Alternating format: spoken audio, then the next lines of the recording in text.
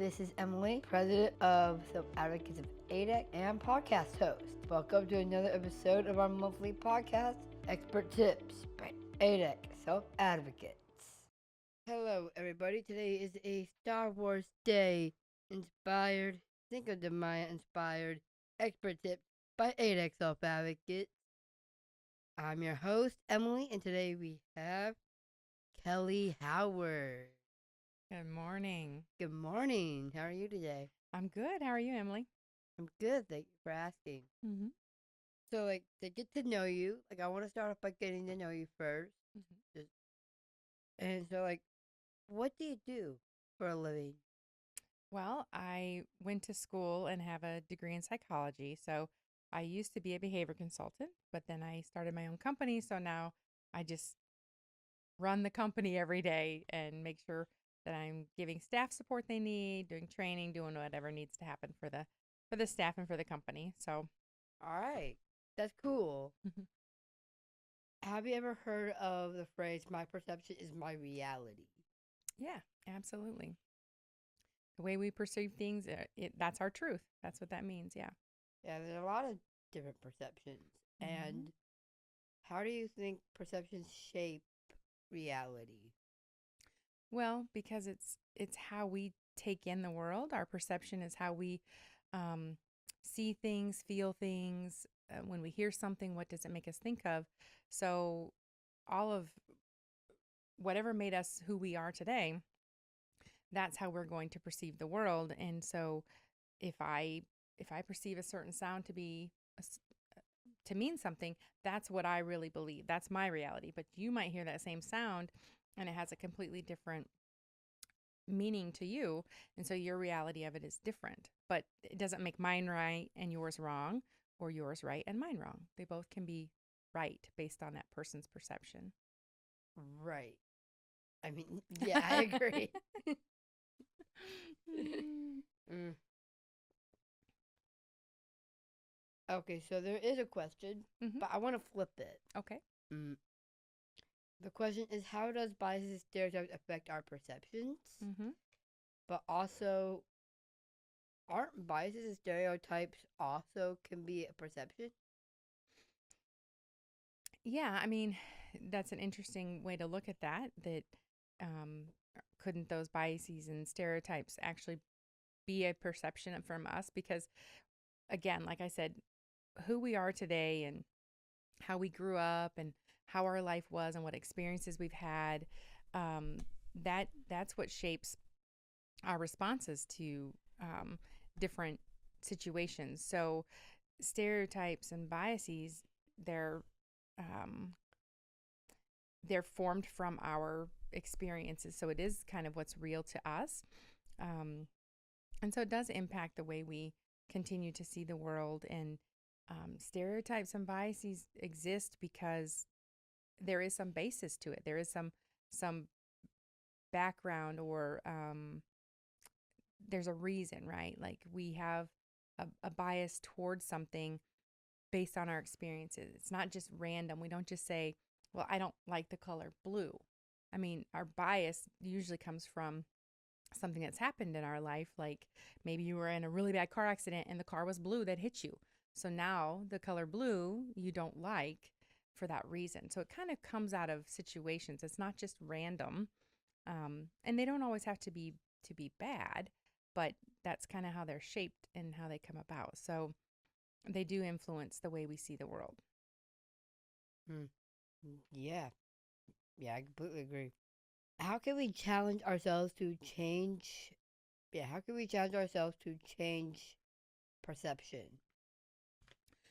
It's a little difficult because you have to be aware of your perceptions, right? So if you don't know um, that when you see somebody dressed in maybe all black clothing and their nails are painted black and their hair is real spiky, and you don't recognize that you're applying stereotypes and perceptions to that person by saying, oh, they must be goth, they must be very yeah, emotional and very kind of melodramatic and mopey kind of people, because those are kind of the stereotypes that might go with that.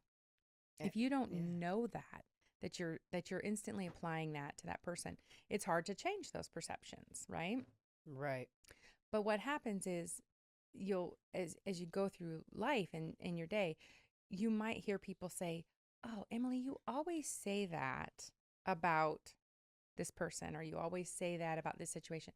That's kind of a clue that you probably have a perception that maybe isn't fair, or maybe could be looked at to say, should I change that? The ones that we want to change the most are kind of those negative ones that make us either unhappy or that maybe are not kind. Um, so when you hear people say, well, that's Emily, she always says that about um, this situation. She always says I'm mean to her. That's a clue for you to say, do I always say that? Is there some reason I always say this about this person? So you have to understand you have that perception before you can change it. The second thing is, once you know that you have that perception, then you have to stop and give yourself some time to think about it. Like, why do I think that? Why am I saying that? Why does this always upset me when I hear this word? And so it takes some work. You have to really think about it and say, next time I hear that word, I'm going to count to 3 before I get mad, or I'm going to count to 3 or take 3 deep breaths before I start yelling that they're unkind or they're mean to me or they're always telling me what to do. So you have to be aware of it first, and then figure out, how can I stop myself and look at it from a different way. And sometimes our friends help us, because if we have different perceptions than our friends, they might say, well, Emily, what about this? Maybe Tommy really isn't being mean to us, and he just talks that way to everybody. So you can then talk to your friend and say, well, you're right. He did sound like that when he was talking to his best friend. So maybe he's not really mad at me. He just talks like that all the time, right? So you kind of have to be open to having some of those conversations with people too. Yeah, I like to be really mindful about how people, and not just about people, but in general. I like to be mindful about how I treat people, Mm-hmm. how I speak, how I am perceived by other Mm-hmm. people. Mm-hmm. I like the idea of challenging people to try to be aware of people's emotions. Mm-hmm. I do want to put that out there, because not everyone is. Mm-hmm. Yeah. Not everybody pays attention to how people are feeling, right? Because you have to look for those clues, because people don't always tell you how they're feeling. So you have to be paying attention and see what their body language says and what their face says to know how they're feeling. Yeah. What role does emotions play in forming perception? Well, emotions are very automatic, right? Like it's a very deep in our brain where emotions are formed, and how we react. And so it starts very early when we're little babies, and that part of our brain is forming our emotions and our responses to the world. So it tends to be a very automatic response, and it happens before we even know it's happening. And so emotions, we have a lot of emotions and memories that are tied to experiences. And so when we, maybe something that happened when we were very young, that's still an automatic response from our brain. So if something happens or somebody says something, or we have a trigger, that emotion is going to form that perception. It's going to say it's good or bad based on that trigger, or that automatic response that it creates. So it's a difficult thing to manage, because our brain does it before we can even possibly think about it. Yeah, yeah, I believe that. Mm-hmm. How do you believe society's perception of disability has evolved over the years?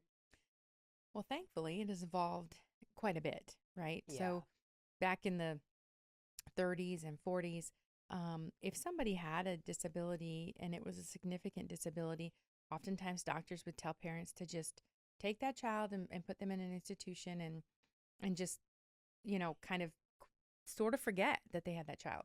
which is horrible, right? Yeah, Every totally. I've totally heard of that as well, mm-hmm. unfortunately. Yeah, absolutely. And that's very sad because everybody needs family, everybody needs contact, everybody needs love. Hmm. And so that was not a good way to help people with disabilities.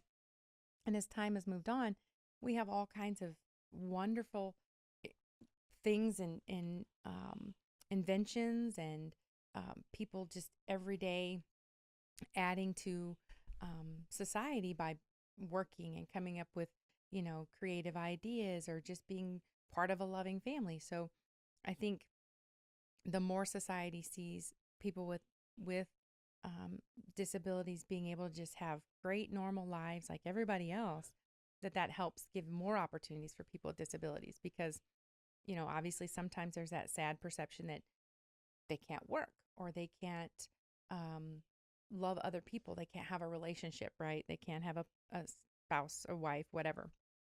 And They can't have like basic human right, rights. right. Absolutely. Like they shouldn't get to make their own decisions about things or whatever because they can't think those through. And that's just not true. So the more we are able to just have folks with disabilities doing everyday things and being out showing how great they are, that helps society realize I shouldn't judge them before I know them. I shouldn't assume they can't do something or have a perception that they can't do something when in reality, I mean, how many people do we come across every day in our life if we actually look who do have disabilities? There are a lot of people who have disabilities, whether it's physical, whether it's um, health wise, whether it's emotional. There are lots of different types of disabilities. Some are more subtle than others as well. Exactly. Some you don't notice. They're not, like you said, they're very subtle. So if people really took the time to know those around them, they probably would see more people with disabilities than they realize. Um, and I think that helps them realize that I shouldn't judge people so quickly and I should see what people can do. I should give them an opportunity and just see what happens instead of saying they can't. It should always be maybe they can. Let's see. Let's ask, right? Yeah, and unfortunately, society is known to judge very easily, very Mm-hmm. quickly about literally anything and everything around them. Can understanding perceptions improve our communication? Definitely. I mean, because when somebody says something and our brain is processing that information and we have an automatic response or we jump to a perception of what they meant by that, it closes that door to perhaps an open discussion that would give us some new information or some new learning. Right. So they, the you can't have a good conversation if you're not really listening to what people are saying and trying to um, understand it from maybe a different point of view, like we said with the snapshot before. If you're not looking at it from their point of view or um, at least hearing their thoughts about it, then you're not going to have a very good conversation. How can we be more open of other perceptions from others? I think one of the biggest questions I think people should ask themselves is what does it matter to me if this person doesn't like this situation or doesn't like um, this experience, right? What does it matter to me? How does it impact me? Because I think what a lot of people do is they get all upset and they want to argue their point and they want to, you know, change your mind about something that doesn't impact them at all. Like like you said earlier, homophobia. How does it impact me who somebody has as a partner? Doesn't change my life at all. Doesn't matter to me what's happening in their life. And so, why should I be insistent on changing somebody else's thoughts or ideas about that if it doesn't impact me? So, I think the big question is why does it matter to you what I think about a situation if I'm not hurting you? Now, if I'm doing something that impacts you or hurts you in some way, then sure, it makes sense to try to convince me to change my perception. So if I say I really like this tax idea, right? And it's a great idea. But if that tax law goes into place and it hurts you, like you won't be able to get something that you need, then it makes sense for you to try to convince me of why, from your perspective, that tax idea is a bad idea. But if it doesn't impact you negatively, you can be like, well, I don't agree with that. This is why I think it's a bad idea, but I see where you're coming from, and that's okay. We can have different ideas about how that's going to go, and that's fine. So I think that that's what people don't apply often enough is, why does it matter to me what this person thinks about a situation? And they try to change your idea about things that don't matter. They don't matter to them. And Yeah. so if you're open to that and say, okay, I don't agree with it, but I see where you're coming from, and that's okay. Yeah. And you can say like, let's just like agree to disagree. Mm-hmm. Yeah, absolutely. Sometimes you gotta choose your battles. You do. And you don't have to agree. We're all human beings who have different experiences and different expectations and different values. And so we don't have to all agree on everything. It can absolutely, that's what makes us human beings and and free to live in the United States, right? We get to have our own ideas and think about things differently than the next person. We don't all have to have the same mindset. Yeah. All right, cool. Mm-hmm. Well, I appreciate you having me come in today to talk about perceptions and Yeah. stereotypes and biases. It's been interesting to get to know you better too. Yeah, it's interesting to get to know you too, Kelly. Thank you for coming. Mm-hmm. This has been Expert Tips by Self Advocates. I'm your host, Emily. This is Kelly. And together we are signing off. Thanks for tuning in and hearing from your neighbors with disabilities.